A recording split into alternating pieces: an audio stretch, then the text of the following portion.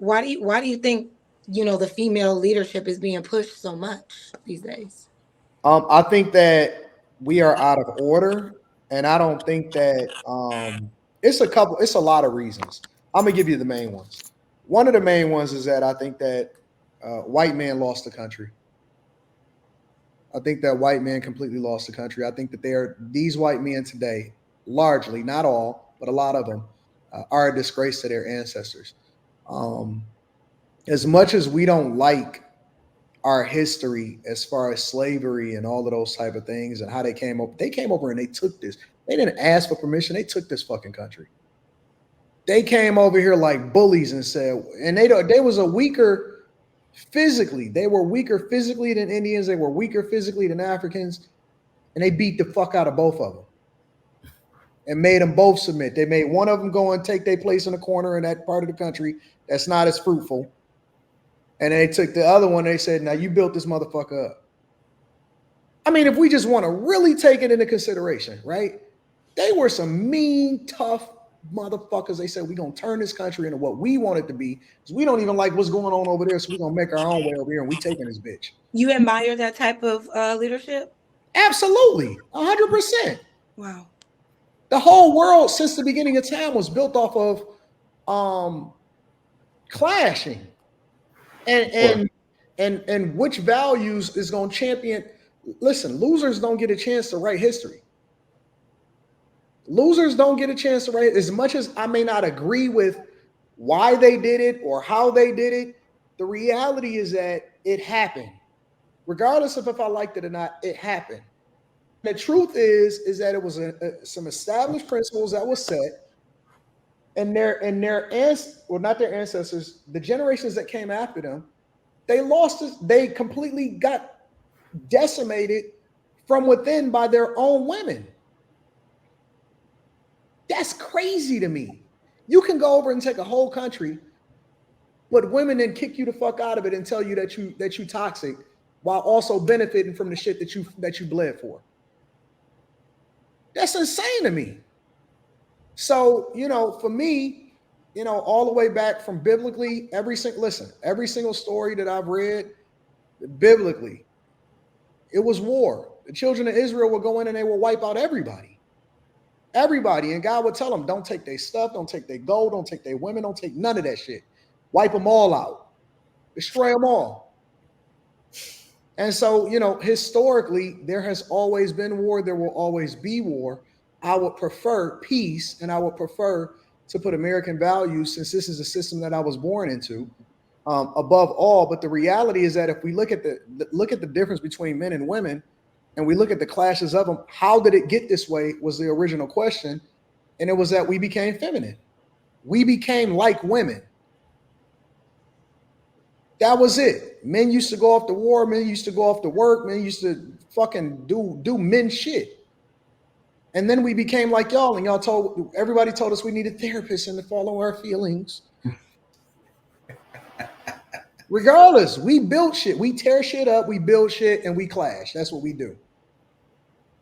And we survive. And that's never going to change just because America decides to follow their women. I mean, we are. Listen, if we had to compare ourselves to Marvel characters, men more closely identified with Hulk smash than the Endgame Hulk. We didn't like the intelligent Hulk that was taking pictures and selfies. Trash. We like the one that was beating the fuck out of Loki when he was talking too much. That's the one that we identify with. We fucking monsters. And the only way that you can tame us is in the bedroom. That's when you get our attention. Otherwise, smash it. I mean, what else do you want from me? You just described a very chaotic person. No, I described a person that's intentional. And let me tell you something. And here's the difference. And this is the part that's important, Jazz. I really want you to catch this part.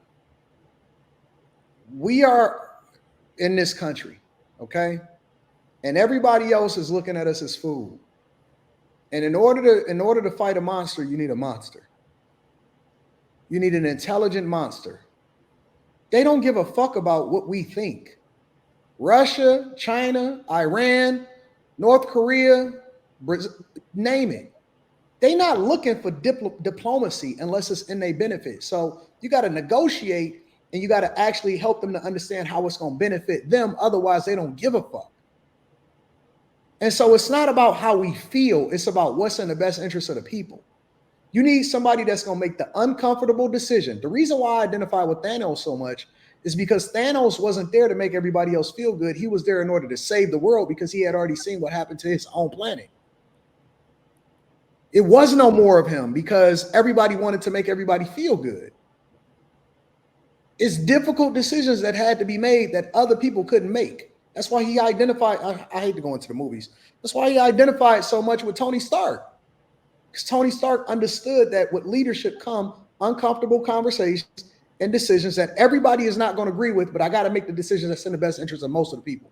So when you see immigrants coming into this country and you see everybody letting everybody in, and we starting to have a conversation about mass deportation when they shouldn't have never been here in the motherfucking first place, that's an issue because now we've developed an affinity for people that was never supposed to be here because they came in illegally. And so is somebody going to make the uncomfortable decision to do what we supposed to do? Or are we just going to continue to let this country get ran over until you then get displaced and they on your fucking doorstep and then you're going to get uncomfortable? Then they're going to say, where are all the men? Facts. Well, that's my thoughts. I think that men are weak. And since the beginning of time, the only reason that y'all got here is because y'all lost. Y'all lost to the tribes in Africa that then sold you over to these Europeans that made y'all come over here and build shit, and then you lost to the Europeans too. You didn't get over here because they loved you. Your own people sold you over here. Think about that shit. They beat y'all ass and then they put y'all on some ship so that they could financially benefit from y'all. They just didn't benefit as much as the Europeans, so that they could financially benefit from y'all and that they wouldn't have to fight you again. That's facts. There's a museum back where I'm from that explains all that. That's true. They beat y'all ancestors' asses and sent y'all here. They just didn't benefit from it as much because they wasn't capitalists. One of the things I think about when I think about, as far as it pertains to, Kamala Harris and Trump, I try to look at whatever situation is in front of me from the other person's lens, right? So generally speaking, if Trump gets in position, it presents a different level of approach that the people that oppose us would have, right? So I'm thinking that if a Kamala gets into a position, if she gets into the position of president, what do the people that are our enemies or people that have ill intent towards us, what are they thinking about her being in that position? And how do they treat women in their country? Now, granted, there's another barrier to entry because it's the U.S. and it obviously won't be as easy. But I think the people, the Russians, whoever it is the people that may consider themselves or have ill intent towards America, they're salivating at the idea of Kamala getting in position. Yes, because I agree. If Kamala becomes president, a lot of these presidents are not even going to take America serious. A lot of countries already look at America as a laughing stock. The women that run in y'all and all that kind of stuff. So if Kamala becomes president, I saw a video of Putin laughing, talking about, yeah, let her become president. He was being sarcastic. Yeah, I think that women, even women and most women in the world, they adore men that are masculine, that are willing to negotiate, but would absolutely kill for them. That's what y'all want. Y'all don't want no guy that's gonna sit there and send you downstairs if the house getting broken into. You don't even want that in your own household. So why would you want that to lead the country? And I feel like Kamala is in the White House right now. And we see how these other countries are responding. They're sending their military-aged males to our border and to our country. They're doing it now. We're acting like none of it's happening. You know what I'm saying? So we are seeing firsthand the result of having a female president. We look weak. We look so weak that we are taking any and everybody in, not vetting them. You know what I'm saying? We're already doing it. We already see what's happening. Yeah. China's sending people over here. Russia is sending people over here. We are getting people from everywhere. That's what's going to happen when you have a female president. They're going to know you're so weak. Yeah, They can come and infiltrate you, and who's going to stop them? America's No, so Kamala's not But stopping nobody. isn't that what the president's been doing though? They've been tricking us. yeah, but Maybe I'm it tripping. hasn't been like this. Immigration was supposed to be that we fill certain roles based off of our needs. You know what I'm saying? Even when it came to international students for our universities, we get the best and the brightest. It's supposed to be, that's why you vet people legally. At the very least, you vetting them to know that they're not criminals from where they came from. You know what I'm saying? You don't just open the border up. I did a video that somebody sent me today. Venezuelan family bought their first house in less than 2 years of being over here, walking over here illegally over in Chicago. They got IDs, they purchasing homes, they leveraged a first-time home buyer credit. They also got their children in schools. And some people that registered for some of the schools that their children was in, that they registered first, can't get their kids in there, and they the ones that's paying the property taxes. I think I saw that. That was in that town in Pennsylvania, right? Nope, it's in Chicago. Oh, okay. I saw a town in Pennsylvania where it's There's just one in happened. Pennsylvania too. They taking them out too. But could you say that immigration is largely due or caused like a direct effect because of capitalism? Can you make that point? It could be, but then at the same time, not entirely, because I believe that it's multifaceted. I believe that they're also having them over here so that they can endear them to the Democratic Party and maintain power.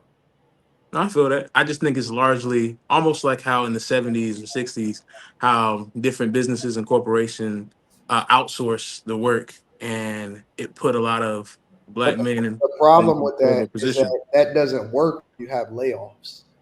Mm, It only works when you have a surplus of jobs that you can't fill.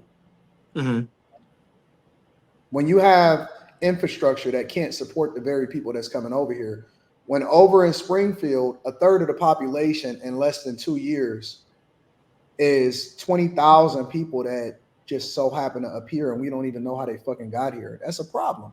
hmm That's a problem.